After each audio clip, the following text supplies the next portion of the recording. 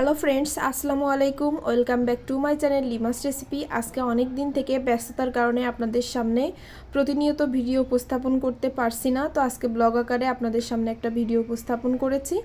তো হয়তো আমার ইউটিউবের ফ্রেন্ডরা আমাকে ভুলেই গেছে। তো আমি বেলকনিতে ধনিয়া পাতা লাগিয়েছি টবে, দেখুন মাশাল্লাহ ধনিয়া পাতাটা আমার বড় হয়ে গেছে।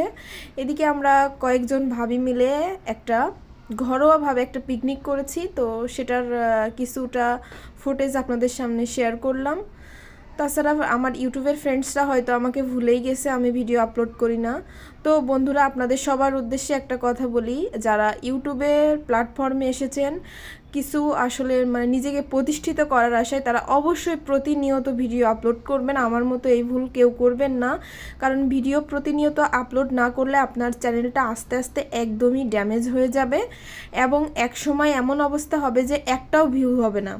তো আমি আজ 2 মাস যাবত রেগুলারলি ভিডিও আপলোড করি না, এজন্য কিন্তু আমার অলরেডি চ্যানেলের অনেকটা ক্ষতি হয়ে গেছে।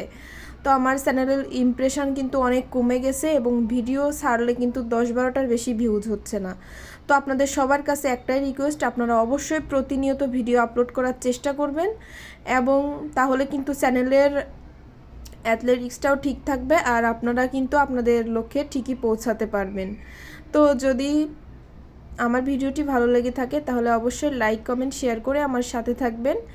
তো আজকে ব্লগ আকারে আপনাদের সামনে ভিডিওটা উপস্থাপন করলাম সময় স্বল্পতার জন্য। নেক্সট ফিরব অন্য কোনো রেসিপি নিয়ে।